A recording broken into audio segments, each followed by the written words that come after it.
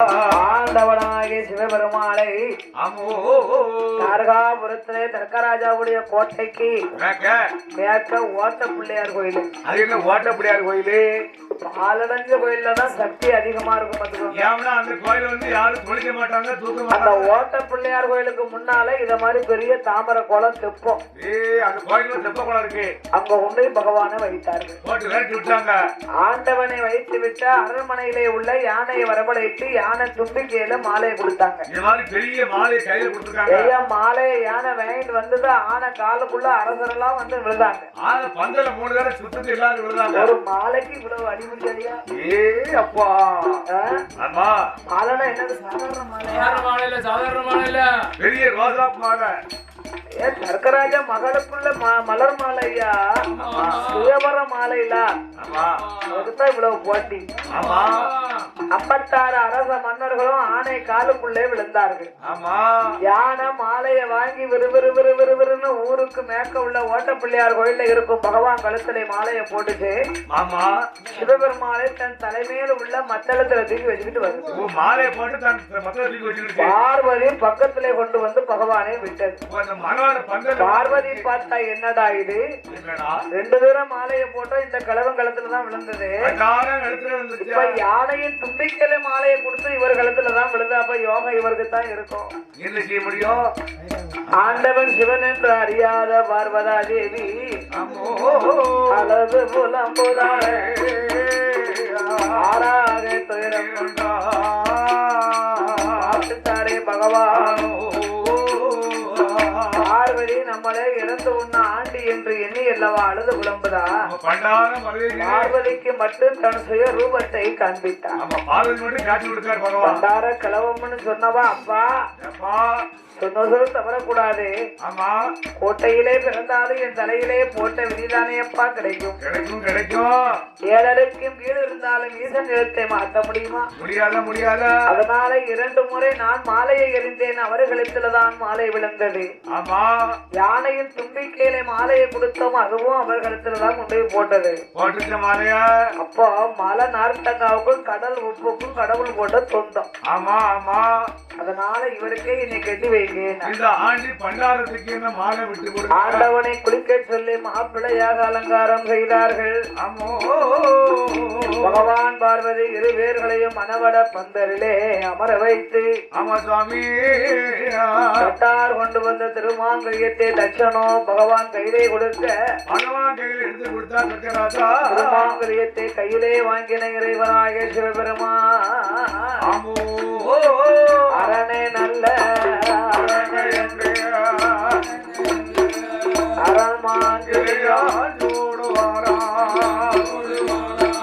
சிவனே நல்ல ஐயா சிவனே என்று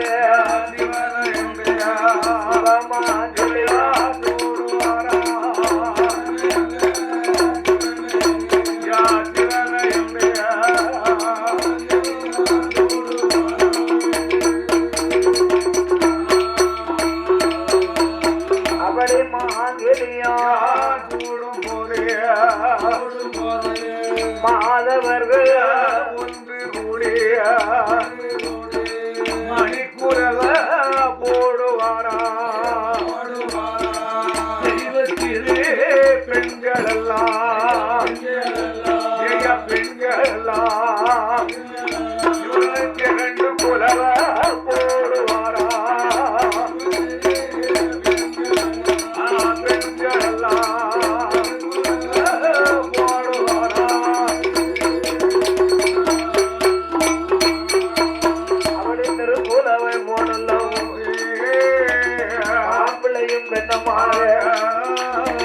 மாலை என மாற்றுவார்கள். மாலை மாற்றி மாத்தாமல் இருக்காங்க. 56 அரச மன்னர்களும் புறப்பட்டாங்க. வாங்கையா போவான் பொண்ணு நம்மளுக்கு தாரம் இறந்து உன்ன ஆண்டிக்கு மாலை இட்டு கொடுத்து விட்டாரே, வாங்கையா புறப்படலாம் என்று 56 அரச மன்னர்கள் புறப்பட்டார்கள். தர்க்கராஜன் கண்ணீரை வடிக்க எல்லாரும் போறாங்களா? அப்பந்தான் பகவான் சொன்னாரு, மாமா இறந்த ஒண்ணு ஆண்டிக்கு பெண்ணை கொடுத்தோங்கிற கவலையா கிடையாது சாமி. கவலைப்படாதோ 4 வீட்டுல வாங்கியாவது உண்மை பொண்ணை நான் காப்பாத்துவேன்னா ஆமா பகவாமனு தெரியாம சர்க்கராஜன் அடா நீர் வேற என்ன உமக்கு பெண்ணு கொடுத்த கவலை எனக்கு கொஞ்சம் கூட இல்ல. கிடையாது. ஆனாலும் நான் 1000 கோட்டை அரிசி பொங்கி மடப்பொடிகளை சச்சாதிகள் எல்லாம் பொங்கி பொறிச்சு குமிச்சிருக்கேன். உமக்கு நான் பெண்ணை மனமுடித்து கொடுத்ததுனால யாரும் என் வீட்டுல கை நினைக்கல போய்கிட்டு இருக்காங்க. பச்சை தண்ணி குடிக்கிற எல்லாரும் போயிட்டாங்க. அன்னதோஷம் பிடிக்கும் ஐயா, அதான் எனக்கு கவலை இல்ல. அப்படி சர்க்கராஜாவும் தாலுகாவிலையும் இவ்வளவுதானா? இந்த 1000 கோட்டை அரிசி சாப்பாட சாப்பிட என்கிட்ட ஆள் இருக்கு. என் மகன் ஒருத்தன் போதும். ஆண்டவனாகிய சிவபெருமாள் குண்டோதரனை அழைத்தார். மகனே குண்டோதரா. அப்பா அழைத்த காரணம் என்ன சொல்லுங்க ஆண்டவா. மகனே குண்டோதரா, உங்க தாத்தா தர்கராஜனும் உங்க பாட்டி தாரகாவல்லியும் எங்க கல்யாணத்துக்கு 1000 கோட்டை அரிசி பொங்கி மலையா குமிச்சிருக்காங்க. நீ போய் புகுந்து விளையாடு. அப்பா நான் குண்டோதரனாக இருந்தாலும் 1000 கோட்டை அரிசி சமையல் சாப்பிட முடியுமா? உனக்கு கழுத்துல வழிதாரப்பா.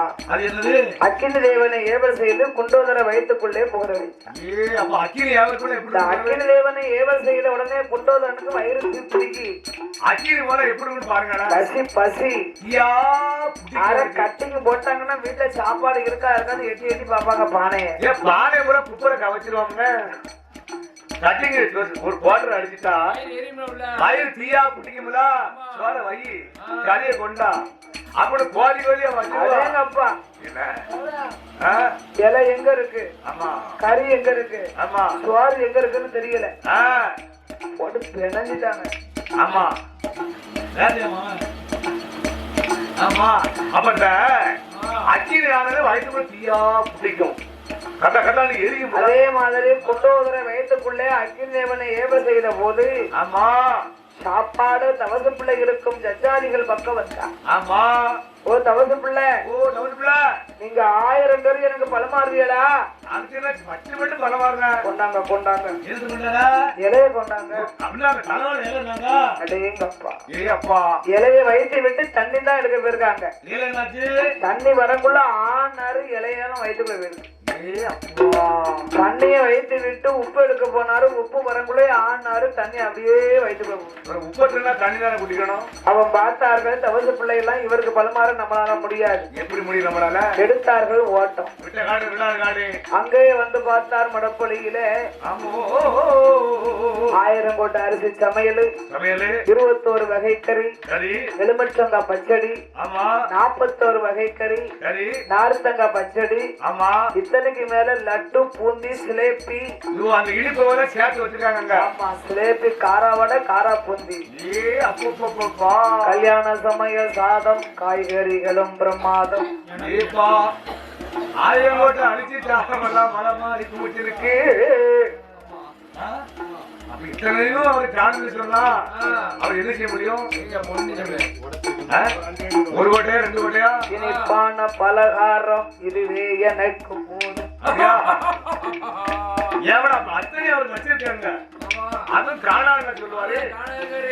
1000 பேர் எடுத்தாங்க ஓட்டம். குண்டோதர் அப்படியே அத்தனை ஒண்ணு அள்ளி 1000 கோட்டை அரிசி சமையல 4 பக்கமும் பண்ண பிடிச்சாரியா. ஆமா சாம்பார், ரசம், மோர், அவியல், பாயாசம், அப்பளம், 21 வகை கறி ஒன்னா விட்டாரு. சேர்த்து விட்டு அதோட லட்டு பூந்தி சிலேபி, காரா செவு, காரா பூந்தி, ஆமா அத்தனை ஒன்னா விட்டு குறுக்கு வத்தல மூடைய கொட்டினாரு. கூட்டி பிணைஞ்சாரு. குண்டோதரன் கதம்பமா அந்த கூட்டாஞ்சோறு மாதிரி அத்தனை கறிவகை ஒண்ணு சேர்ந்துடுது. கூட்டி பிணைஞ்சு உருட்டினாரு பாருங்க. குண்டோதர கைக்கு 3 உருண்டை தான் இருக்கு. 1000 கோட்டை அரிசி சமையல். 1000 கோட்டை அரிசி 3 உருண்டை தான் கைக்கு வந்திருக்கு. இந்த 1000 கோட்டை அரிசி சமையல் 3 உருண்டையாக உருட்டி 1 உருண்டை எடுத்தார். ஆமா இது எங்க அப்பா பகவான் கல்யாணத்துக்கு. இன்னொரு உருண்டை எடுத்தார். ஆமா இது எங்க அம்மா பார்வதிக்கு. ஏடி விலகுல வருது எடுத்துட்டு வா. மூணாவது உருண்டை எடுத்தார். ஆமா இதுதான்யா எனக்கு அப்படி பாருங்க வருத்தத்தோட சாப்பிடுகாரு. அப்படி அவனுக்கு காண மாட்டுக்கு வயிறு. ஆமா அப்படியே 3 உருண்டையாக உருட்டி அருந்தி விட்டு மறுபடியும் பகவான் பக்கம் வந்தார். பசி ஒரு தீரல. அப்பா அப்பா பகவான், அப்பா அப்பா பகவான், அருமமாக மாற்றையாரோ உங்களோட கல்யாணத்தில் ஒரு வயிறு குறவையா இருக்கப்பா. அதுல குறவையா இருக்கு. அப்பா குத்துப்பட்டவங்க உரைக்கிறவாங்க, குறை வயிற்றுக்காரங்க உறங்க மாட்டாங்க. இப்ப ஜோதி கிடைக்கும். கடவுளோட கல்யாணத்தில் வயிறு நிறைய, பகவானோட கல்யாணத்தில் மாறி வயிறு நிறைய, ஆண்டவன் கல்யாணத்தில் வயிறும் வயிறு பதிக்கு அடுப்பம் ஒழுங்கட்டுமா. சோறு பொங்கணி இல்ல. ஆமா அந்த அடுப்பம் ஒழுங்கட்டுமா, அண்டா முழுக்கமா அடுப்பம் ஒழுங்கட்டுமா, அடுப்பம் ஒழுங்கட்டுமோ, அண்டாவ முழங்கட்டுமா, அண்டாவ முழங்கட்டுமா, ஒப்பறைய முழங்கட்டுமோ, உருளிய முழங்கட்டுமா, தாத்தாவ முழங்கட்டுமா, ஆச்சிய முழங்கட்டுமா, உன்னை தூக்கி முழங்கட்டுமா, அப்பா உன்னை தூக்கி முழங்கட்டுமா, இவரை தூக்கி முழங்கட்டுமா,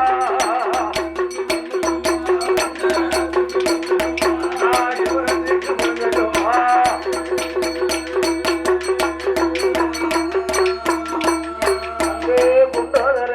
போது தர்க்கமொழி ராஜமன்ன கைவதறி கால்வதறி கையும் காலும் பதறது.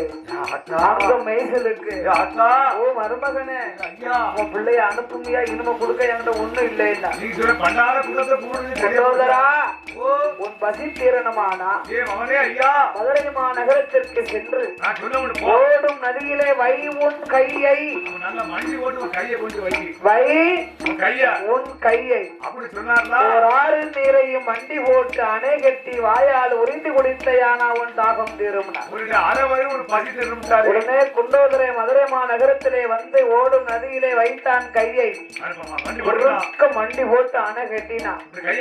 ஒரு ஆறு தண்ணியவும் உறிந்து குடித்தான். வை உன் கையை என்று பகவான் சொன்னதினாலதான் வைகை நதினு அதுக்கு பேர் வந்து. அன்று இரவு ஆண்டவன் பார்வதா தேவியை மாலை இட்டு மனம் முடித்து ரஜப வாகனத்திலே அழைத்து வருகிறார் கைலேங்கிரிக்கு. பொழுது விடிஞ்சு போச்சு. சனிக்கிழமை பொழுது விடிந்தது. மாப்பிள்ளை பெண் இருவேர்களுமாகவே காலை வாகனத்திலே கைலாசம் வருகின்றார். மாப்பிள்ளை கொடுக்கிறதுக்கு வாராரு மாமனார். கல்யாணம் கட்டி கொடுக்கும் போது மாப்பிள்ளைக்கு சுருள் 2 நாளைக்கு கொடுத்துட்டே இருக்கணும். 2 நாள் எதுக்கெல்லாம் கொடுக்கணும் சொல்லுங்க, சொல்லுங்க ஐயா. எதுக்கெல்லாம் சுருள் வைப்பாங்க பொண்ணு வீட்டுல? பொண்ணு வீட்டுலயா மாப்பிள்ளை அழைப்புக்கு சுருள் வைப்பாங்க. அது வேற. கல்யாணம் நடக்கும் போது மாப்பிள்ளைக்கு சுருள் எப்போ என்னம்லாம் வைப்பாங்க? பொண்ணு மாப்பிள்ளை கை பிடிச்சு கொடுப்பாங்கல்ல, ஓஹோ அது ஒரு சுருள் வைப்பாங்க. அப்போ ஒண்ணு. மறு வீட்டு போறாங்களா அப்போ ஒரு சுருள். அடுத்து அதுக்கப்புறம் இரவு நேரத்துல கொடுப்பாங்க. அடுத்து அதுக்கப்புறம் மறுநாள் காலையில ஒரு சுருள். அடுத்து 2ஆம் வருடத்துக்கு ஒரு சுருள். அடுத்து எனக்கு தெரிஞ்ச அவ்வளவுதான் முடிச்சு. வாங்கிட்டு வேங்கலன்னு சொல்லக்கூடாதுயா. அதாவது மணவள பந்தல்ல திருமாங்கல்யம் சொல்லும் பொழுது மாப்பிள்ளைக்கு பெண்ணை கைபிடித்து கொடுப்பார்கள். கைபிடிச்சு கொடுக்கறதுக்கு பெண்ணு வீட்டுக்காரங்க அப்பாவா இருந்தாலும் சரி, அண்ணனா இருந்தாலும் சரி, பெண்ணோட தாய் மாமா இருந்தாலும் சரி, இந்த கைபிடி சுருள் ஒண்ணு வைப்பாங்க. அடுத்து மணவள பந்தல சுத்தி வந்துட்டு கைய அறுக்கிறதுக்கு ஒரு சுருள்.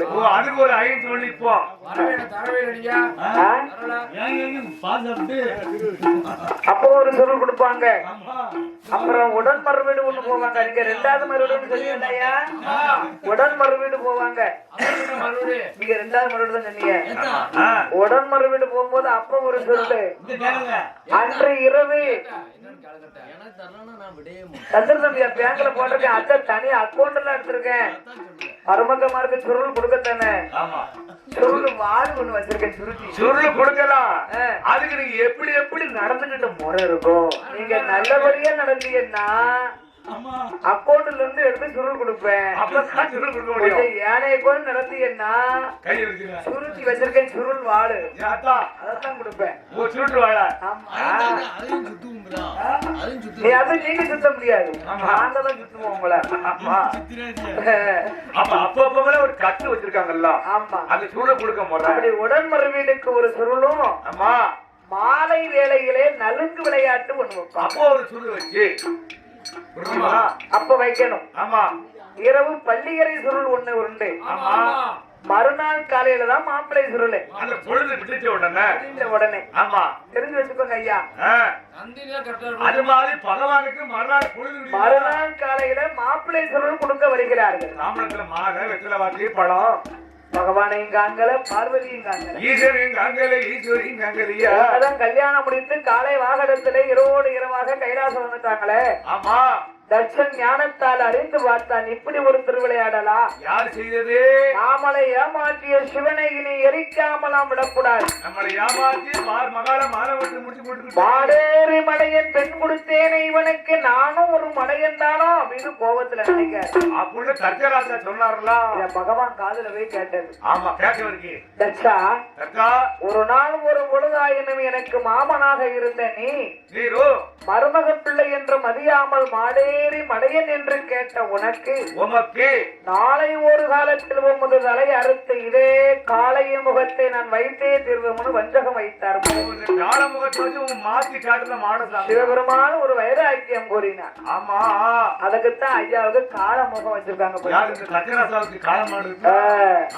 சிவனுடைய வாகனமானது நந்தி பகவான் ரிஷப வாகனம் காளை வாகனம் ஆமா இந்த காளமாட்டு முகத்தை வைத்ததுனாலதான் அவருக்கு காலம் ஆட சாமின்னு பேரே வந்து மாத்தி காட்டுறோம்னு சொல்லாருல அப்படி ஆண்டவனாகிய பகவான் மனதிலே ஒரு வைராக்கியத்தை கொண்டான் அன்று முதல் தட்சன் இறைவனை எரிப்பதற்கு யாகத்தை வளர்த்து வருகின்றான் ஆண்டவனுக்கு அழைப்பு கொடுக்காம யாகம் புகை கிளம்பி நிற்கின்றது பார்த்தால் பார்வதி சிவபெருமாளே என் தகப்பன் உங்களுக்கு அழைப்பு கொடுக்காமல் யாகத்தை வளர்க்கிறாரே அதனாலதான் இன்னைக்கு நம்ம வீட்டுல ஒரு பங்கன் எதுவும் வைக்கும் அப்படின்னா முத யார கூப்பிடணும் புட்ட பிள்ளை மூத்த பிள்ளைய கட்டி கொடுத்துட்டோம் அப்படின்னா அந்த மருமவனுக்கு தான் முத அழைப்பு கொடுக்கணும் மருமவனையும் மவளையும் தான் முத கூப்பிடணுமா மவளை கூட நீங்க கூப்பிடுனா கூப்பிடாம போங்க மருமகனுக்கு தான் முத அழைப்பு ஏமனா மருமகன்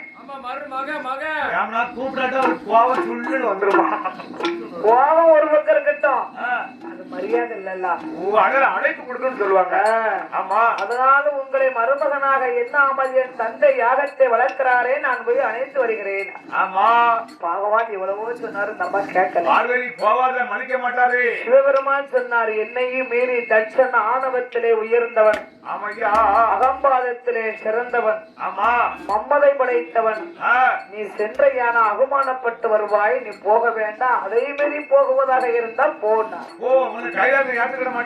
பார்வதா தேவி